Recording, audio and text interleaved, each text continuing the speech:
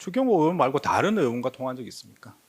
비상계엄 후에. 제가 야당과의 이런 어떻게 보면 뭐 협의와 이런 대결 이런 거에 고생을 좀 했다고 생각하는 사람이 저 추경호와 나경원이었는데 나경원 의원한테도 전화가 왔는지 제가 했는지 통화를 한 기억이 있거든요. 무슨 이야기를 했습니까? 그건 뭐 정확히 기억이 안 납니다. 하여튼 나경원도 하여튼 고생하는데 이런 거를 미리 하여튼 알려주지 못해서 미안하다라는 취지의 얘기를 하지 않았나 싶습니다. 통화 시점이 사실은 비상계엄 후에 네네. 아주 그렇죠. 급박한 상황인데 그때 전화를 해서 고생이. 방에서 이제 다들 가고 네. 제가 방에 이렇게 혼자 있으면서 방에 사람도 없고 뭐 이렇게 좀 정신없고 이런 상황이 아니었고 그러니까 그때 뭐 특별히 저도 할 일이 없었거든요. 그 당시 상황에서. 예, 계엄 선포 직후에 추경호 당시 국민의힘 원내대표뿐만 아니라 나경원 의원과도 윤 전 대통령이 통화를 했다는 겁니다. 김영남 의원님, 저 진술 어떻게 들으셨습니까? 마지막 부분은 정말 황당하기 그지없죠.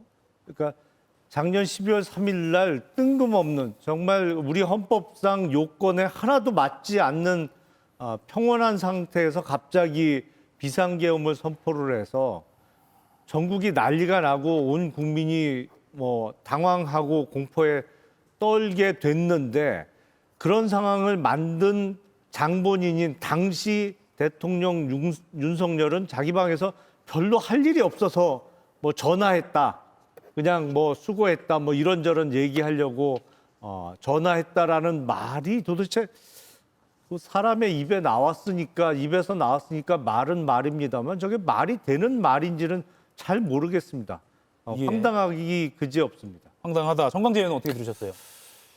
그래서 뭐 나경원 의원과 통화했다는 사실은 이번에 처음 알려진 건 아닙니다. 추경호 전 원내대표와도 추경호 전 원내대표가 국회 진입하는 시점에 통화를 해서 미리 알려주지 못해서 미안했다라는 이야기를 했었다고 했고 나경원 의원도 여러 차례 언론을 통해서 윤석열 전 대통령과 통화를 했었다라고 얘기를 했었기 때문에 그 부분을 확인시켜주는 발언이었다라고 생각하는데 다만 윤석열 전 대통령이 지금 뭐 이렇게 얘기하고 있는 것에 대해서는 뭐 재판 결과를 보시는 분들이 각자 판단하실 거라고 생각합니다.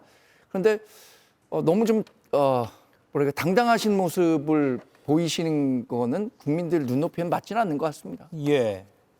특별히 계엄 후에 특별히 할 일이 없었다라는 말 김영남 의원도 짚어주셨는데 김희정 의원 어떻게 들으셨어요? 그 계엄날 밤이 정말 그냥 일상을 누리는 국민들의 평온한 밤이었거든요. 그런데 계엄 선포가 되자 다들 오보인 줄 알았다. 이게 방송사고 아니냐 이렇게까지 생각할 정도로 너무나 뜬금없는 그런 죄를 저지른 거 아닙니까? 그런 상황이었는데 본인은 선포해놓고 나니까 막상 할 일이 없어서 한가해서 추경호, 나경원 의원에게 전화를 걸어서 미안하다, 뭐 고생한다 이런 얘기를 했다라는 게 듣고도 믿기 어려운 그런 초현실적인 발언 같고요. 국민은 그 순간에 그 공포와 충격과 그 혼란을 이루 말할 수 없어서 국회 앞으로 다들 달려오신 거 아닙니까? 예. 그런 상황에서 본인이 할 일이 막상 없어서 전화를 했다. 그리고 뭐 미리 알려주지 못해서 미안하다. 국민들께 지금 이후 12월 3일 밤 이후 단 한 번이라도 죄송하다는 말 한 적이 있었나요?